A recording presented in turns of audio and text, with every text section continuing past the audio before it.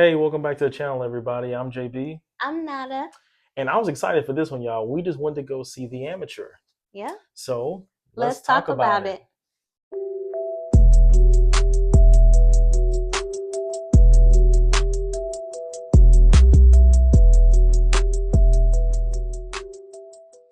All right. Before we get into the movie, you know what time it is. If you have not subscribed to our channel, subscribe now.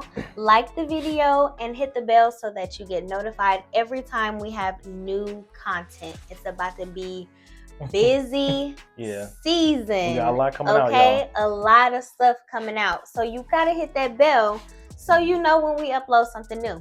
Okay? All right. Tell us about The Amateur. Okay, so the director of The Amateur is James Dawes. I think it's James Hawes, maybe. Sorry about that. James Hawes. Our main leads in this is going to be Rami Malek playing the lead role. We got Lawrence Fishburne. He's a good supporting role. John Bernthal, supporting role. And then Juliette Nicholson. Yes. Who was just popular for Sinatra in Paradise. So if you just watch Paradise, you'll immediately recognize is that Sam? Yeah. That's Sinatra? I was like, that's Sinatra? Right. Yeah. Forever gonna be Sinatra, my God. I don't care whatever else I see her in. And she was in a role that was similar, where she was in power, not the immediate one in power, but sort of in power. Well, no, she was the director. She wasn't the one actually pulling the strings. Oh yeah. Unlike Paradise, but we're getting off topic here. Did you watch Paradise? Did you like it? Did you watch our review? Anyway, all right. So I don't know what you think about it. Let's tell them what the movie was about, premise wise. Okay, so I feel like this movie was a mix between some John Wick revenge tale, but it was as if a person who was like John Wick didn't have the skills that John Wick had, the killing skills. Yeah. This was a person who sits behind a desk. This was a person not an assassin. Yeah, this was not a person who was a field operator. So you got to see him use his advantages in a way to get revenge against the people who who killed his wife. So that's the premise. His wife was killed, and he's like, "Look, send me. I'm about to go kill him." And I'm like, "You're not no killer." Yeah, nobody believes him. Nobody thinks that he can go after them in a way that's impactful, because he's not a brute force type of person. Yeah. But he has intellect and intelligence, and he outsmarts them in other ways, and it's really interesting because of that. Yeah.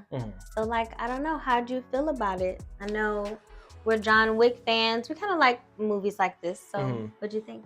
I really like this movie. Okay. I had a really good time. The story was pretty good.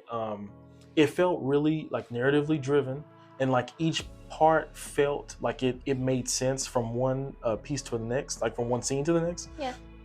And just seeing at the beginning, you see him grieving, and then you see how he wants to figure out a way to get back at them, but he realizes that he can't do it, and then how he overcomes and gets this resolve to do it his own way.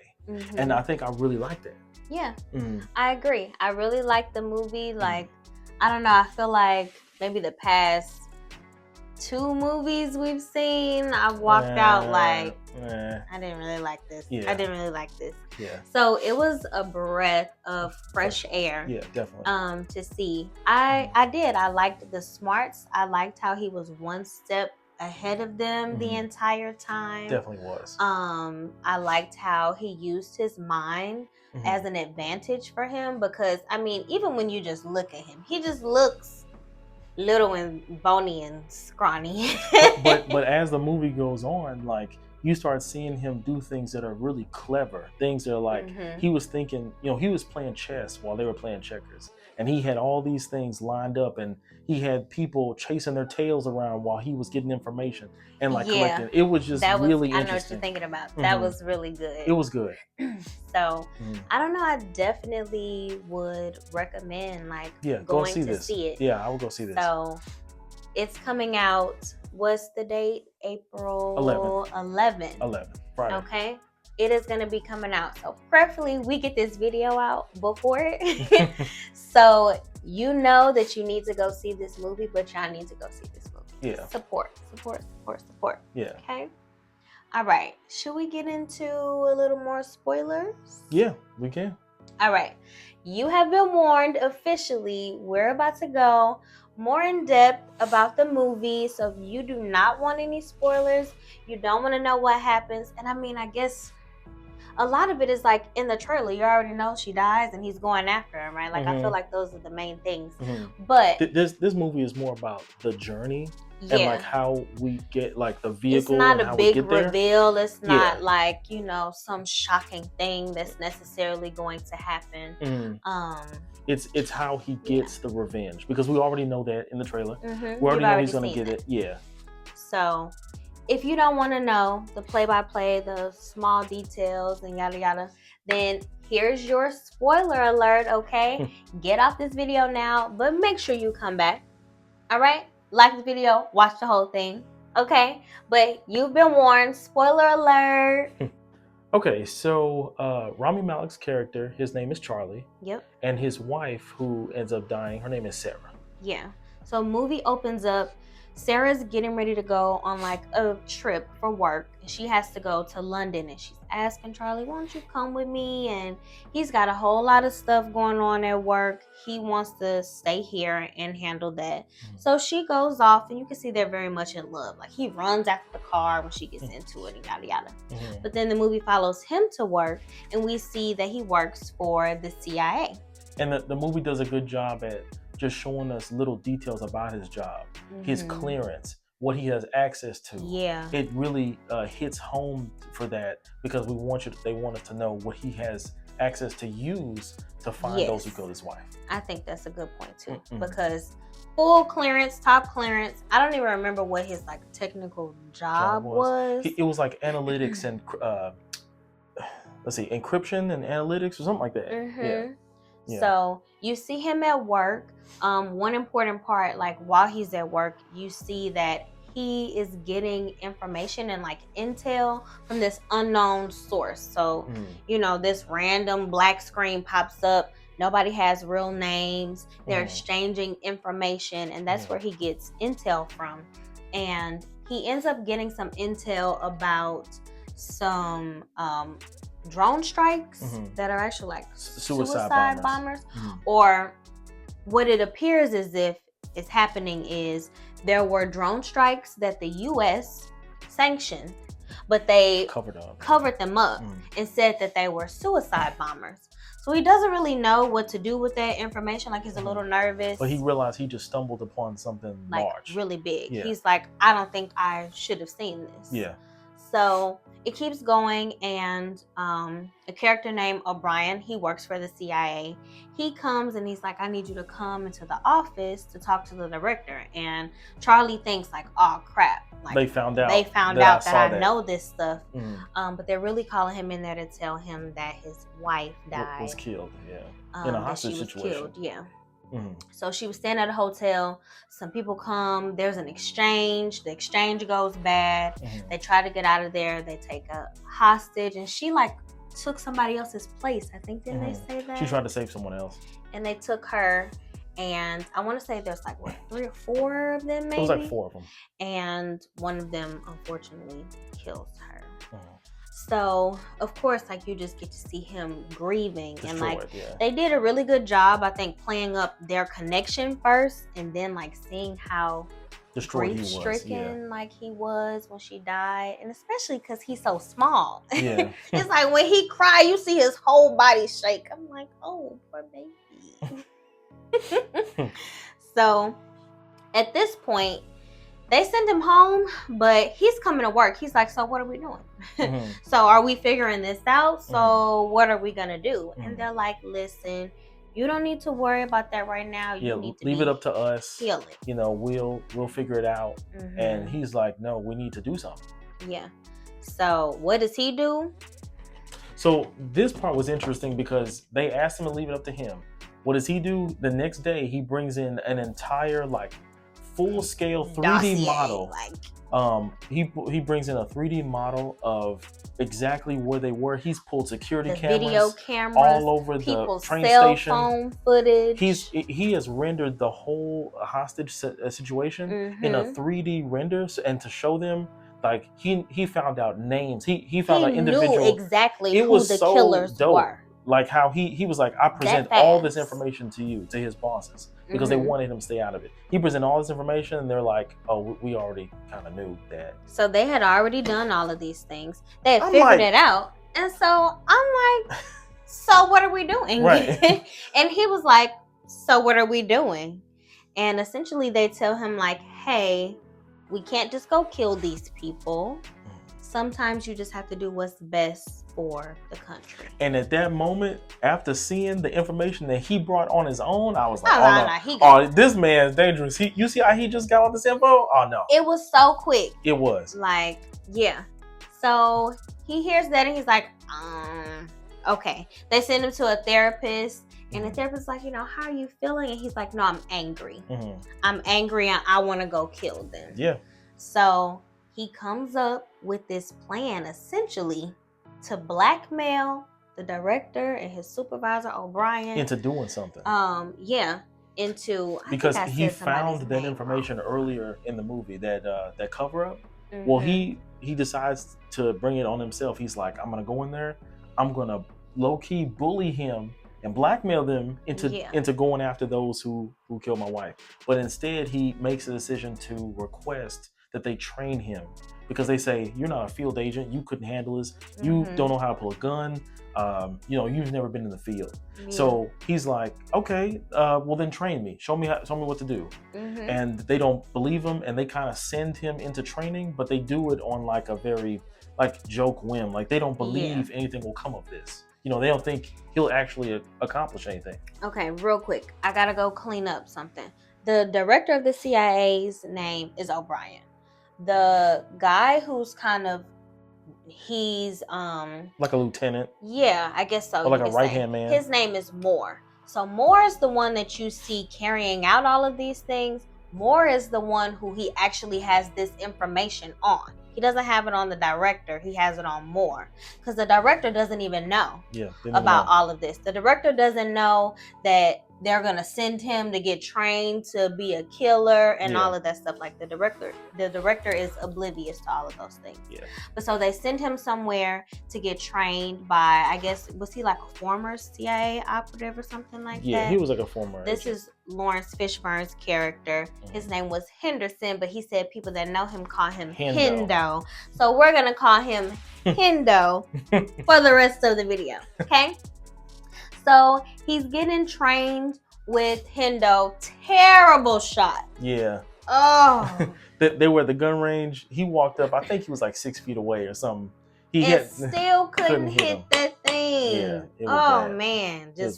It was terrible. And so you see, like, he doesn't have the skills. And one night, Hendo walks inside the room with a loaded gun. And he's like, shoot me, kill, go ahead, pull the trigger. And he's like, you're not going to be able to do it. When the time comes, you are not going to be able to pull the trigger and kill anybody. And I did like this. It very much, everything felt like it could be realistic. Like him going through the grief, him deciding to go after the killers, but realizing that he's just not going to suddenly be a killer. Like all of that felt real. That's why, this felt really good. So while this training thing is going on, they really sent him there so that they could get the information. Because they're like, how does he have this information? How does he have these files? How did he get it out of the CIA building? Yeah. Like, because he had to go through this whole thing. He was hiding stuff inside of clips and he had to do so much. So they're like trying to find out all of this information. And essentially it comes to them finding out that, maybe he was bluffing. And so they're like, oh no, we got to send Henderson to just go in there and kill him. But Hendo walks in the room, Charlie is gone. Yeah, he left the training facility. He already knew that they would be coming for him. Yep. So he is on his way to the first place. Because essentially, he know all the people. He knows who he has to go after. So he's like, look, I'm going to do it. So there was a female associated with the group. She is in Paris. He goes to Paris. He does a little recon. And he broke into her room or her apartment and stuff. And he gets the moment that he could shoot her. But he doesn't. He couldn't do it. Just like Hendo told him. You're not a killer. Mm-hmm. So then what does he do? He uses his brain, right?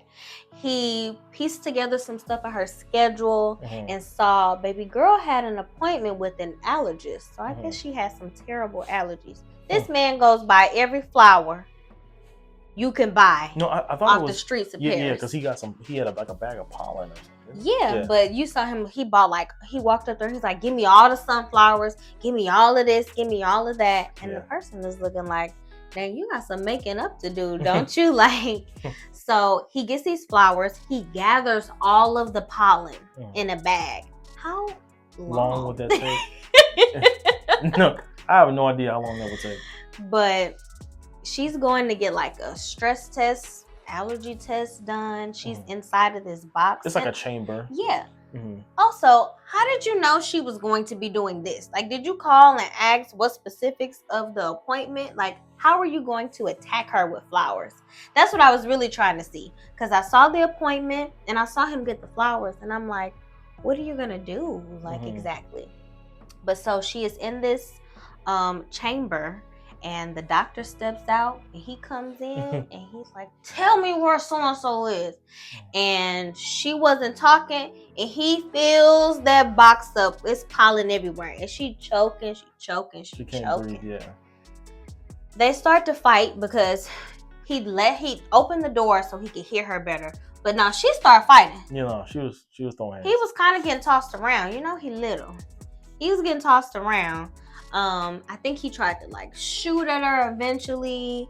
No, but he didn't. I don't think he pulled the trigger, did he? Oh, maybe he didn't. Maybe they he ran just outside. Held it up. She ran out. He followed her. They ran outside. He chased her onto the street, and well, nothing happened too well after that. But no, Julian wants to keep it a secret. She got hit by a car, y'all. Okay, like out of nowhere, running.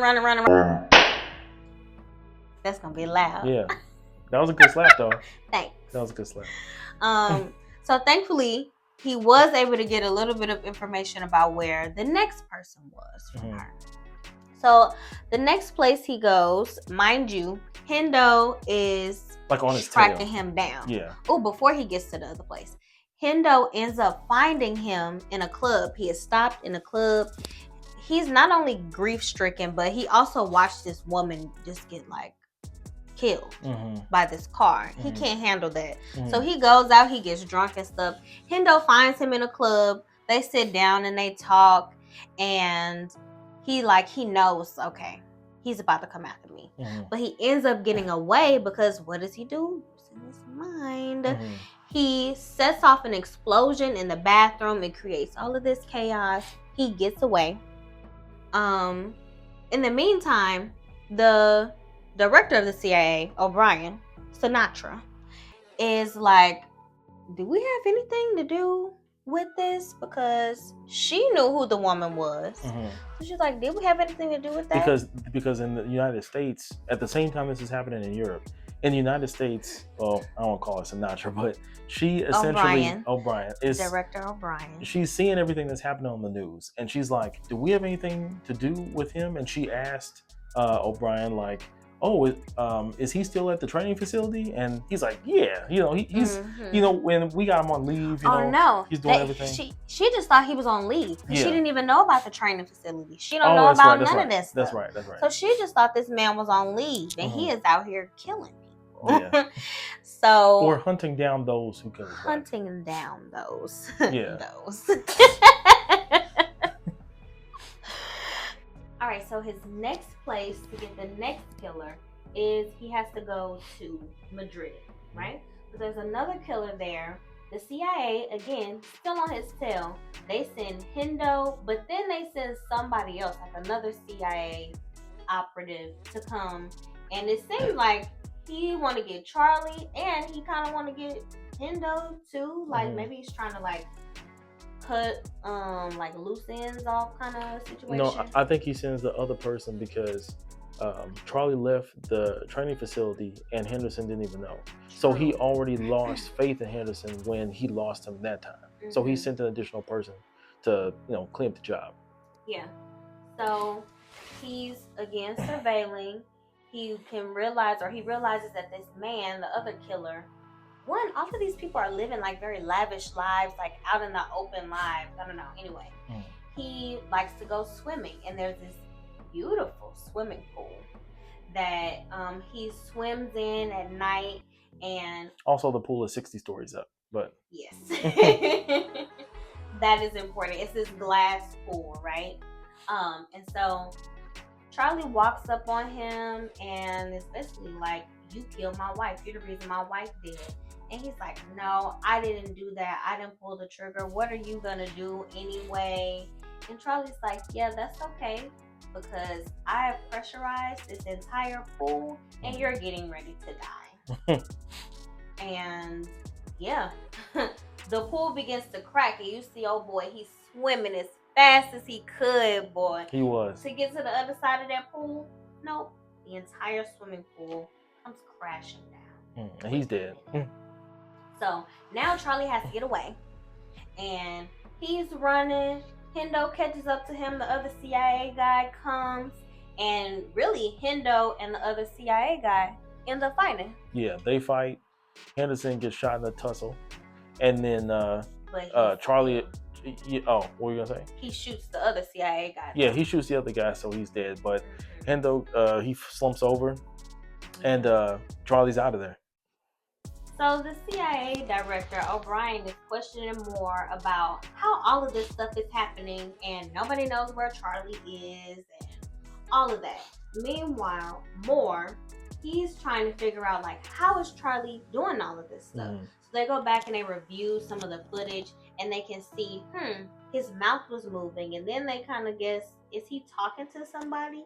Because he has been working with that intel lady the entire time, but he hasn't like physically met her yet. They've just been talking over the phone, so she's been helping him navigate, and she helps him navigate to the next place. Right? So what he essentially has to do, though, is meet up with her, because like Charlie's out in the open now. Right? He meets up with her in Istanbul, and somehow they are able to figure out who she is and where she is by looking at their messages. He kept trying to guess. At the very beginning, you see him guessing to see, oh, you're probably some like 50-year-old fat white man in Istanbul. Yeah, it was like playful banter in their conversation. Yeah, but she actually did live in Istanbul, and because they went back and read the messages, they know to look for him there. So they're trying to hide so he can get the next person. And what essentially happens is the CIA and everybody roll up on them, right? What was that like? That was a lot. It was intense. Yeah, so they try to escape. I mean, there was cars chasing out them. There was boats with machine guns. I mean, they was coming out them helicopters. Drones following them. And in the scuffle, Charlie's able to get away, but his associate, who he was been working with, she gets killed. Yeah. That was sad. Yeah. So again, he's trying his very best to get up out of there. So all of the data and stuff that like got destroyed, that was at the house that they were staying at. He's trying to get out of there. He's able to escape. And next place he's going to is Romania. Like, they were everywhere. Yeah. It was almost like a Fast and the Furious movie where they're like in a new country every 10 minutes. Because I swear, they'd be in Rome, and then they'd be in Prague, and then, Czech Republic, and then Paris, and then London. It was just like that. Yeah, it felt like that. Exactly. So he is trying to get to Romania because the next killer is in Romania. And so his intel friend, who just died, she had been speaking with this other killer, trying to like broker a deal for like missiles between them, for like military weapons. And so he essentially takes up the identity of her to still do this deal. So then he'll eventually meet up with her to trade these missiles. Yeah. So again, he's pretending to be her. They set up a whole little meeting about getting the missiles, and there's this big like crate that the guy thinks that these missiles are in. and they're talking on the phone. He opens up the crate. It's a bomb in the crate. So he lets him know, like, hey, I have the switch for this. If you drop it, it's going to blow up. If you do this, it's going to blow up. And he's still trying to get the guy who pulled the trigger. Like, at this point, he's just gotten all the other people that were involved. And apparently the one who's the killer, he's really secretive. People don't know where he is, all of this other stuff. He's essentially wiping all the pawns off the board and, like, going for the king. But just, he's almost there. Yep. So, I mean, just like everybody else, what does he do? Blows up, kills that guy, and he ends up getting some information about the main killer, the shooter, being in Russia. As he's traveling, something that was very cool, because he has to still throw the CIA off of him, is he's able to take an image of his face and ping it to different locations, like around the world. I really like that. That was a cool little detail. So they start to follow him one place, and then they realize, oh, it's not even him. There's multiple times in this movie when he almost knows that he needs more time to do something, and like he uses a method for the CIA to chase their own tail around until he can get to the destination, or until he can find the information he needs, or complete whatever goal he's trying to get to. So I really like that.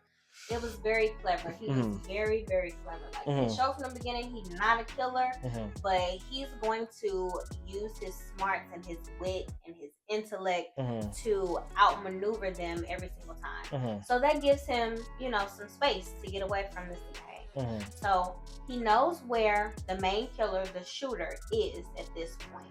And he, like, owns a boat or something like that. And so he goes and he's surveilling the area, try to gather intel about, you know, the operation and all of this stuff, and figure out how can I get to him. He ends up running into another guy that we saw at the very beginning of the movie. It was like a friend, kind of, who's an actual agent, though. He wasn't like behind the desk.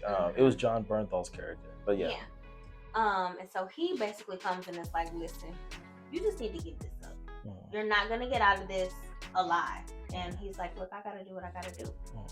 So he goes back, he's watching again, gets knocked over the head, knocked out. They put him on a boat and they take him out to this big, like shipment kind of boat or something that's in the middle of whatever ocean or sea. And you see the shooter, right? The main shooter. And he's like, oh, you really thought you were about to come after me? He had like some small bomb or something that they had found, and he's like, what did you think this was gonna do? And so he's letting them talk and letting them talk. He gives Charlie the gun and is like, oh, you want to kill me?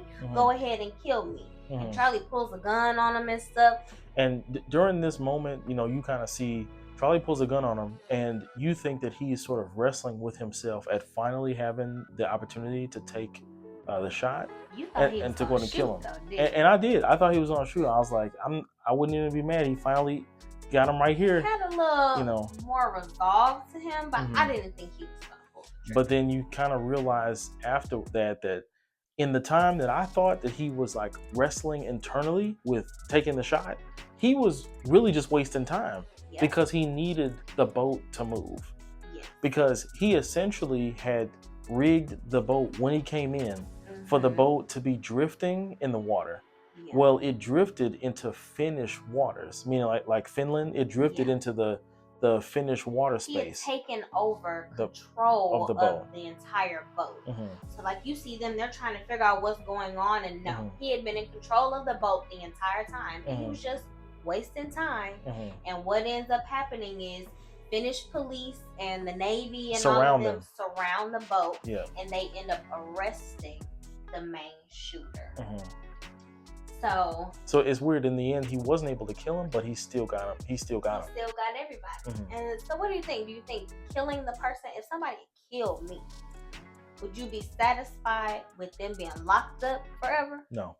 You killing them? Yeah. A little scary. Well, y'all better not try to touch me. Period. No. So yeah, he gets arrested, and it flashes over to a clip. The director of the CIA, O'Brien, has what was his name, Moore, and there was another guy that was with him, but they are getting arrested because now the director knows all of these other side missions and these drone strikes that Moore had been doing. The director knows about everything now, and they ended up getting arrested for those things. And you see Charlie is trying to move on with his life. I don't know how they just let him go. I don't know. Did he have to like face some type of charges? I don't know. It was kind of a all's well that ends well kind of film. It really was. Yeah. So you see him getting in a car, and it shows a door opening, and who pops up? Hendo. We thought he died earlier, but he was up. He was still alive. Yeah. And the movie ends like that with them two talking in the car. Yeah. And that's pretty much it. Camera pans in the sky, and that's it. Okay, so you had to give The Amateur a rating out of 10. What are you going to give it? I'm going to say between a 7 and 8. I enjoyed this movie. I had a good time, y'all. It was a great story for me. It really hit all the expectations. There was a few comedy points here and there, just like a little comic like lines, and they hit for me because I laughed. I'm gonna give it an 8.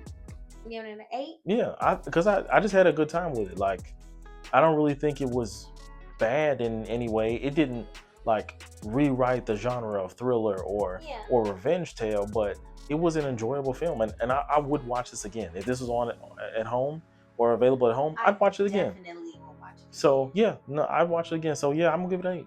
Is rewatchability something that you all factor into like movies that you see? Like, would you actually sit down and watch it again? It's something that I think we factor in. Yeah. I'm gonna give it a 7.5. I thought the movie was really good. I enjoyed it. I don't know. I had a good time as he was going along. I liked seeing the different moves that he wanted to do to outsmart the CIA. Yeah, the cleverness. That was really cool. I liked the cleverness and everything. I liked seeing him lose a lot of stuff and get out of things. It was almost like in this movie, like a regular person who was like let's say if he was like a doctor or a store clerk or something, and their relative was killed. They don't have like the resources or like the know-how to like go after them the way he did. But it was really cool seeing him use his resources like hey, I'm a data analyst or cryptology and stuff like that. I work within the CIA. Let me use all this to like the strength.